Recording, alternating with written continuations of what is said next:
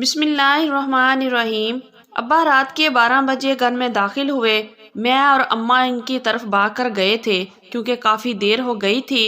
हम इनका इंतज़ार कर रहे थे। आज तो मैंने अब्बा से कहा था मेरे लिए मेरी पसंद के कपड़े ज़रूर लेकर आना, पर अब्बा नहीं लाए थे। यकीनन इनका चेहरा बता रहा था, पर इनके हाथ में एक थैला था, बड़ा सारा थैला, जिसमें लगता था कि कोई खाने की चीज़ पड़ी है। मुझे लगा कि गुड़ है। अब्बा कहने लगे कि इसे हाथ मत लगाना, ये एक अरूसी औरत का है। हैं अब्बा, आप अरूसी औरतों की चीज़ें कब से चोरी करने लगे? मैंने परेशानी से पूछा। अरे नहीं बेटा, तुम तो जानती हो हम कस्टम वाले लोग हैं, हमें कभी भी किसी चीज़ की जांच पड़ताल करना पड़ सकती है।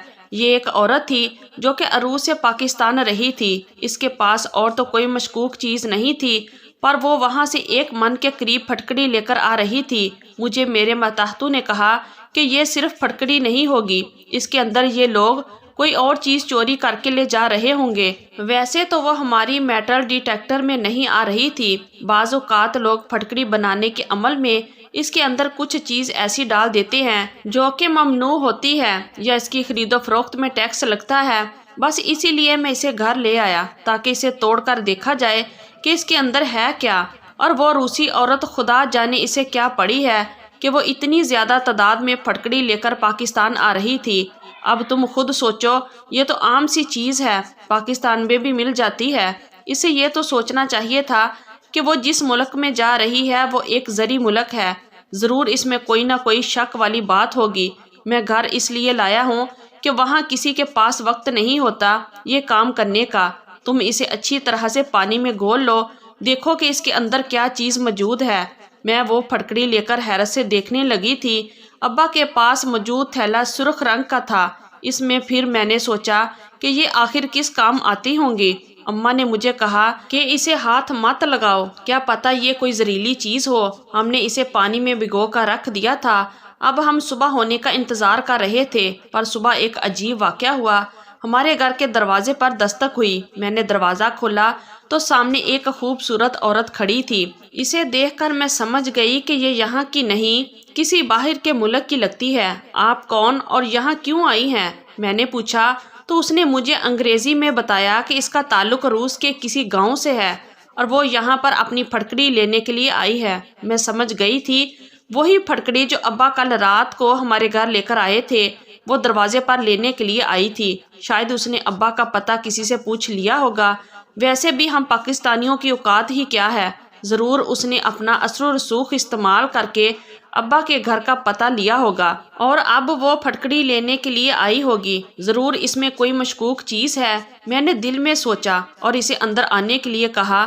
इतने में अब्बा भी बाहर आ गए। इस औरत को घूर कर देखा और बोले, ये यहाँ क्यों आई है? कहने लगी, मैं आपसे अपनी चीज़ मांगने आई हूँ, मेरी अमानत आप मुझे दे दीजिए, मुझे वो सख्त ज़रूरत है।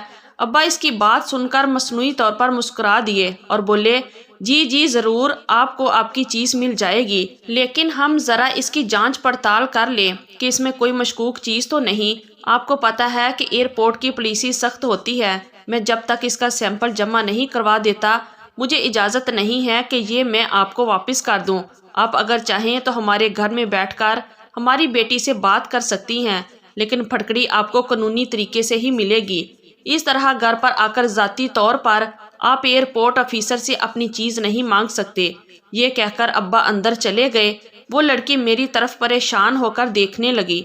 अब्बा ने मुझे मैसेज किया कि इस लड़की से इसकी कहानी पूछो, क्या बात है, फटकड़ी इतनी ज़्यादा तादाद में लेकर क्यों आई थी, इसकी पूरी बात मालूम करो और फिर अगर बात काबिल यकीन हो तो आकर मुझे बताना। मैंने इस लड़की से दोस्ताना अंदाज में कहा, आओ अंदर चलकर बैठते हैं, हमारे घर की चाय पियो और मुझे अपने बारे में बताओ। मुझे गैर मुल्कों के बारे में जानने का बहुत शौक है। वो लड़की मेरी बात सुनकर मुस्कुराई और धीरे धीरे चलते हमारे अंदर वाले कमरे में आ गई थी।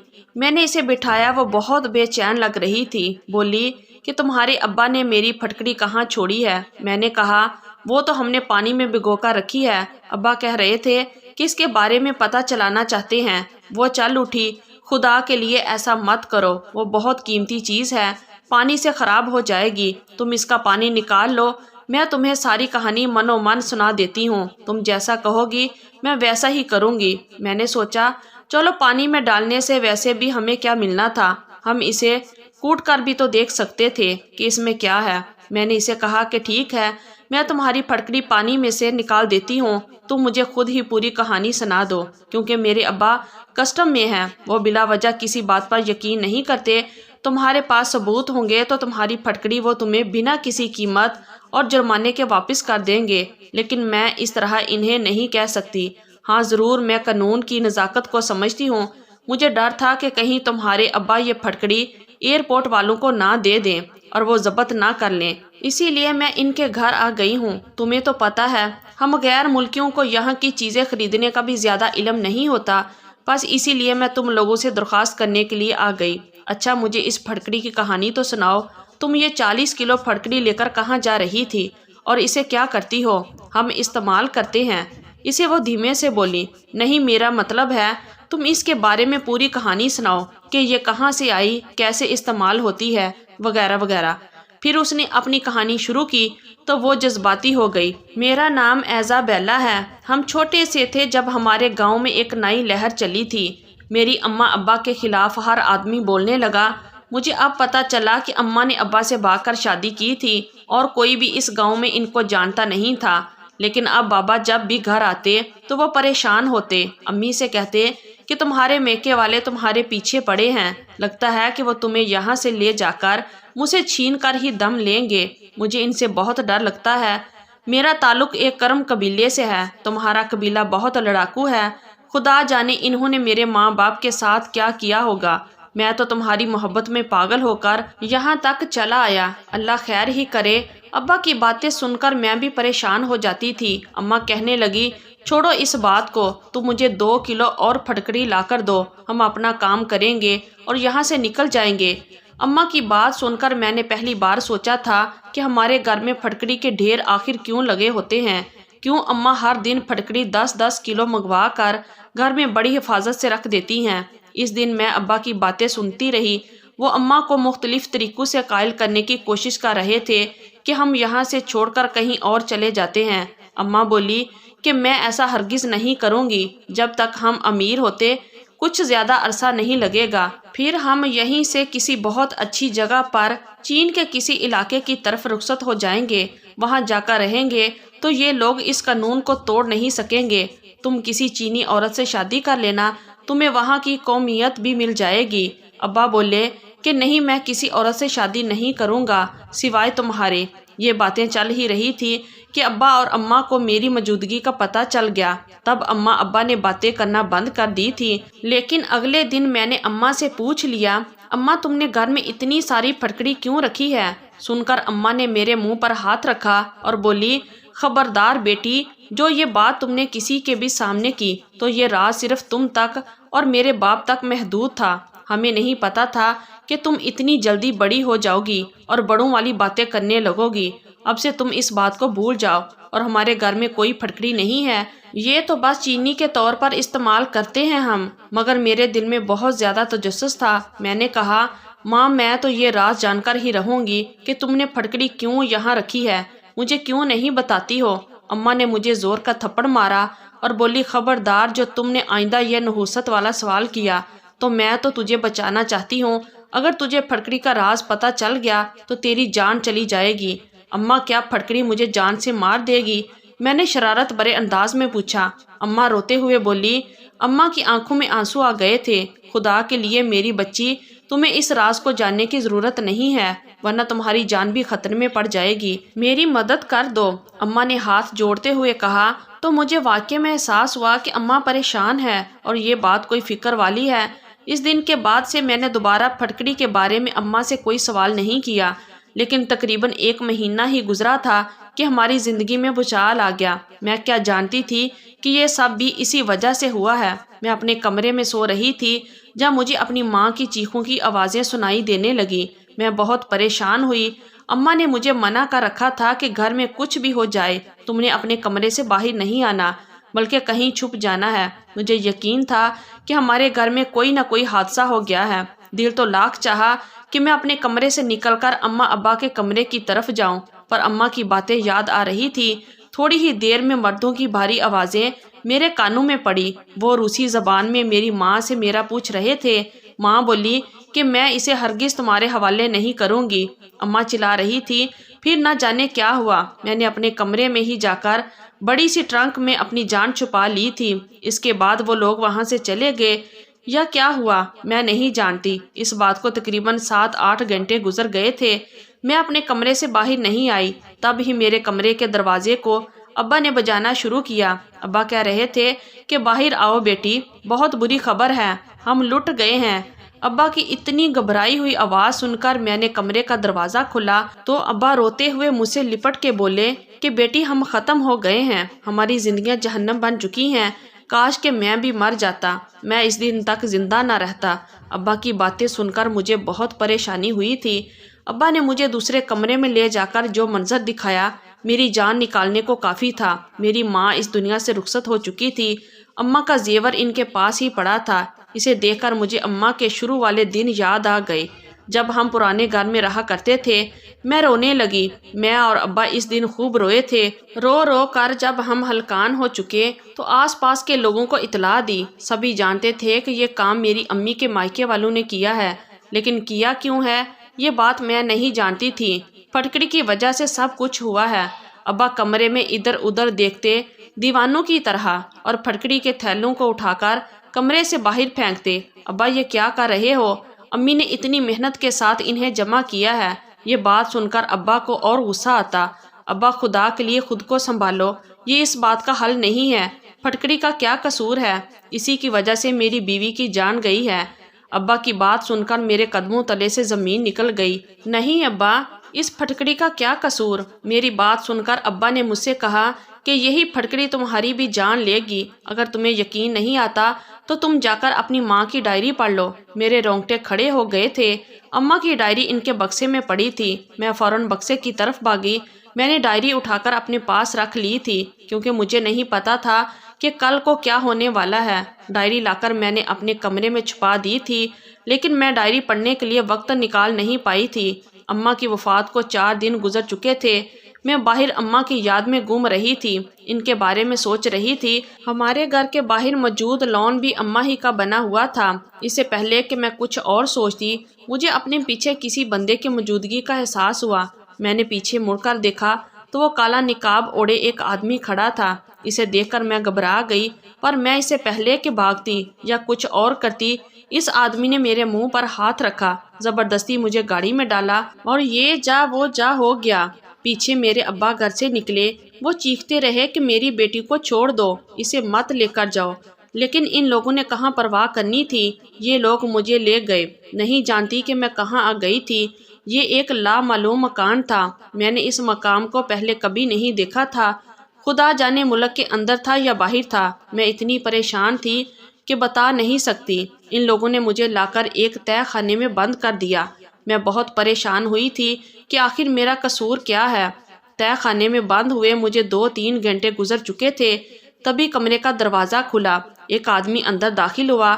اس کے پاس ایک تھیلی تھی جس میں پھٹکڑی تھی، دوسرے ہاتھ میں کچھ پتے تھے۔ اس نے دونوں میرے سامنے پھینک دیے اور بولے، ہمیں سب بتا دو ورنہ ہم تمہارے سے راز نکلوانا بھی جانتے ہیں۔ میں اس پھٹکڑی کو اور پتوں کو پھٹی پھٹی آنکھوں سے دیکھنے لگی۔ یہ کیا ہے اور تم مجھ سے کیا پوچھنا چاہتے ہو؟ میری بات سن کر وہ طنزیہ ہنسی ہنسا اور بولا، تم اپنی ماں کی ہی اولاد ہو، بڑی ڈھیٹ ہو، وہ بھی جان سے چلی گئی پر اس نے ہمارا فائدہ نہیں کیا۔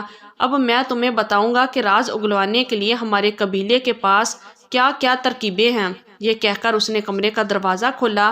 ایک نوجوان لڑکا کمرے میں داخل ہوا۔ میں اسے دیکھ کر سمجھ گئی تھی کہ یہ یہاں پر کیوں آیا ہے۔ اسے دیکھ کر ہی میرے رونگٹے کھڑے ہو گئے تھے، لیکن مجھے کچھ پتا ہوتا تو میں بولتی۔ میں چپ چاپ وہاں پمال ہوتی رہی۔ پھر بھی ان لوگوں کو یقین نہیں آیا۔ کہنے لگے کہ تمہاری شادی ہم اس لڑکے سے کریں گے، یہ تمہارا شوہر بن کر ساری زندگی تمہارے ساتھ رہے گا، تبھی تم اس کو ساری بات بتا سکو گی۔ میں یہ نہیں جانتی تھی کہ آخر یہ سب ہو کیا رہا ہے۔ میری شادی اس لڑکے کے ساتھ کر دی گئی۔ میرے شوہر کا نام اوکٹے تھا۔ اوکٹے بہت ہی خوبصورت تھا لیکن بہت بے رحم تھا۔ جب وہ اپنے بڑوں کی باتوں میں آتا تو مجھ پر خوب ظلم کرتا۔ ہماری شادی کو 3 مہینے ہو چکے تھے۔ اوکٹے روز مجھ سے پیار سے بھی پوچھتا تو کبھی تو شدت کر کے بھی پوچھتا۔ لگتا ہے کہ مجھے سچ نہیں بتاؤ گی۔ میں یہ باتیں سن سن کر پک گئی تھی۔ میں نے کہا تم مقدس کتاب لے کر آ جاؤ، میں تمہیں ہاتھ رکھ کر بتا دوں گی۔ اس کی قسم کھا کر کہتی ہوں مجھے کچھ نہیں پتا۔ جب تقریباً 6-7 مہینے یہی سلسلہ جاری رہا، ان لوگوں کو یقین ہو گیا کہ مجھے پھٹکڑی کے بارے میں کچھ معلوم نہیں، تو اس آدمی نے مجھے طلاق دے دی۔ اوکٹے کہنے لگا مجھے اپنی پسند کی ایک اور شادی کرنی ہے۔ تم سے تو میں نے اپنے خاندانی دباؤ کے تحت شادی کی تھی، صرف اس لیے کہ تم سے راز اگلوا سکوں، پر اب مجھے یقین ہو گیا ہے کہ تمہارے پاس کوئی راز نہیں ہے، اس لیے میں تمہیں اپنی زندگی میں نہیں رکھ سکتا۔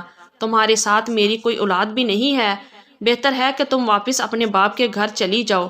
یہ بات سن کر میرا دل بہت دکھا تھا، یعنی کہ یہ آدمی محبت کے ڈرامے مجھ سے کرتا رہا اور اس کے دل میں کوئی اور تھا۔ مجھے طلاق دے دی، اب مجھے اپنے ہی گھر جانا تھا، لیکن میں خوش بھی تھی کیونکہ ابا سے پورے 1 سال بعد ملنے والی تھی۔ ابا تو شاید میرے بارے میں بے امید ہو کر بیٹھ چکا تھا۔ جب میں گھر پہنچی، میں نے گھر کے دروازے پر دستک دی۔ ابا نے دروازہ کھولا تو خوشی سے پاگل ہو گیا، پر ابا بالکل لاغر ہو چکا تھا، ہڈیوں کا ڈھانچہ بن چکا تھا۔ میں ابا سے لپٹ کر رونے لگی۔ ابا نے مجھے بتایا کہ میرے جانے کے بعد وہ بہت پریشان ہو گئے تھے۔ بیوی اور بیٹی کے کھونے کے بعد ان میں بالکل طاقت نہیں رہی تھی۔ وہ اس قدر پریشان تھے کہ زندگی بھر انہوں نے کبھی اتنی پریشانی نہیں دیکھی تھی۔ وہ جی بھر کر روتے تھے، پر اس چیز کا حل ان کے پاس بھی نہیں تھا۔ میں نے کہا ابا مجھے بتا ہی دو کہ اس پھٹکڑی کا راز کیا ہے، میں جاننا چاہتی ہوں جس کی وجہ سے میری ماں کی جان گئی اور مجھے بھی ان لوگوں نے اتنی زندگی، اتنا عرصہ، اتنی بڑی اذیت دی کہ میں ساری زندگی بھول نہیں سکوں گی۔ ابا نے کہا کہ بیٹی تم مجھ سے کیا پوچھو گی، جا کر اپنی ماں کی ڈائری میں پڑھ لو، وہیں پر تمہیں اصل حقیقت دیکھنے اور سننے کو ملے گی، پھر میں تمہیں باقی باتیں خود بتا دوں گا۔ ابا کے کہنے پر میں نے وہ ڈائری پڑھی۔ میرے 14 طبق روشن ہوتے گئے۔ میں سمجھ گئی تھی کہ وہ کتنا بڑا خزانہ تھا جسے میں نے بہت ہی عام سمجھا تھا۔ اماں نے لکھا تھا پیاری بیٹی، میں نہیں چاہتی کہ پھٹکڑی کے راز کی وجہ سے تمہاری زندگی بھی خطرے میں پڑے، اسی لیے میں اس راز کو بہت خفیہ طریقے سے اس ڈائری پر منتقل کر رہی ہوں، تاکہ اگر یہ تمہاری طاقت بننا چاہے تو تم اسے اپنی طاقت بنا لو۔ یہ راز انسان کی کمزوری بھی بن سکتا ہے اور طاقت بھی۔ پھر اماں نے لکھا ہوا تھا کہ یہ پھٹکڑی ایک زہر بھی ہے، اگر اسے صرف خالی کھایا جائے، اور لیکن اگر اسے کچھ خاص پتوں کے ساتھ ملا لیا جائے تو اسے عورت صرف بیٹے ہی پیدا کرتی ہے، بانج عورت بھی منٹوں میں صحیح ہو جاتی ہے اور اس سے قد بھی بڑھتا ہے، بہت ساری بیماریوں کا علاج ہے یہ، لیکن یہ نایاب نسخہ میں نے آج تک کسی کو نہیں بتایا۔ میرے ابا کو یہ نسخہ معلوم تھا، وہ اس کی دوائیاں بنا بنا کر بیچتے تھے۔ ابا کے سبھی بیٹے نافرمان تھے، انہوں نے کبھی ابا کی خدمت نہیں کی، نہ ابا کے اس ہنر کی قدر کی۔ ابا نے یہ راز بہت بیچا اور پھر دوائیاں بنا بنا کر اس قدر اس کی تشریح کی گئی کہ لوگ اس دوا کے لیے ہمیں لاکھوں روپے دینے لگے۔ لیکن پھر ایک وقت آیا کہ یہی راز ہمارے لیے بہت بڑی مصیبت بن گیا۔ جب میں نے ابا سے یہ راز سیکھا تھا تو ابا کے بیٹوں کو اس کی قدر نہیں تھی۔ ابا کی وفات کے بعد میں نے بھاگ کر شادی کر لی کیونکہ بھائی میری شادی نہیں کرنا چاہتے تھے۔ میں نے شادی کے بعد پھٹکڑی والی دوا دوبارہ بنانا شروع کر دی۔ لوگ ابا کے نام کی وجہ سے مجھ پر بھی اعتبار کرتے تھے، وہ دوا مجھ سے لے کر جانے لگے، میرے گھر میں دولت آنے لگی تو ان لوگوں کو تکلیف ہوئی، یہ وہ راز جاننے کے پیچھے میرے گھر آنے لگے، پر میں انہیں کیوں بتاتی؟ ابا نے سختی سے منع کیا تھا کہ یہ راز کسی اور کو نہیں بتانا، میرے بیٹے غیر سنجیدہ ہیں، وہ اس راز کی قدر کھو دیں گے اور سبھی کو بتا دیں گے، اس کے بعد یہ راز عام ہو جائے گا اور لوگوں کو فائدہ بھی نہیں ہوگا۔ ابا کی بات بھی صحیح تھی، میں نے اپنے بھائیوں کو یہ راز نہیں بتایا، لیکن میری جان کو خطرہ ہے، مجھے لگتا ہے کہ وہ مجھے اس دنیا سے ہی رخصت کر لیں گے، لیکن مجھ سے یہ راز پوچھ کر ہی رہیں گے۔ اب یہ راز میں تمہیں منتقل کر رہی ہوں تاکہ تم بھی یہی ہنر استعمال کرو اور زندگی میں آگے بڑھ سکو۔ اس کا نسخہ لکھا ہوا تھا، لیکن میرا دل اب اپنے ملک سے اچاٹ ہو چکا تھا۔ میں نے راتوں رات ایک پاکستانی لڑکا فیس بک پر ڈھونڈا، اسے دوستی کر لی اور کہا کہ میں پاکستان آنا چاہتی ہوں، تم سے شادی کروں گی۔ اسے اور کیا چاہیے تھا؟ وہ میری گوری چمڑی دیکھ کر بڑا متاثر تھا، اس نے مجھ سے وعدہ لے لیا۔ یوں میں پاکستان آ گئی۔ پاکستان آتے ہوئے میں نے اپنے گھر کی ساری پھٹکڑی پیک کی اور اسے یہاں لے آئی۔ میں چاہتی ہوں کہ میں یہاں پر سکون زندگی گزار سکوں۔ میں نے سنا ہے کہ یہاں بھی اس بیماری کے بہت سارے مریض ہیں جن کو میں فائدہ پہنچا سکتی ہوں، اس لیے میں یہاں آ گئی۔ اب میری پھٹکڑی مجھے واپس کر دو۔ یہ بات سن کر میں خاموش ہو گئی تھی۔ اس نے مجھے اپنی دوا کے بارے میں تفصیل بھی بتائی تھی۔ میں نے یہ بات ابا کو بتائی۔ ابا بڑے متاثر ہوئے۔ انہوں نے اس لڑکی کو پھٹکڑی واپس کر دی، لیکن میں سوچنے لگی کہ جس ملک میں اپنے شوہروں کے لیے قانون نہیں، ان کی حفاظت نہیں کر سکتا، وہ ایک عروسی لڑکی کی حفاظت کیا کرے گا؟ وہ بیچاری تو بڑی امیدوں کے ساتھ اس پاک سرزمین پر بسنے آئی ہے۔ آپ کو اگر یہ کہانی اچھی لگی ہے تو اس ویڈیو کو لائک کیجئے اور اس طرح کی مزید کہانیاں سننے کے لیے ہمارے چینل کو بھی ضرور سبسکرائب کیجئے۔ کہانی سننے کا شکریہ۔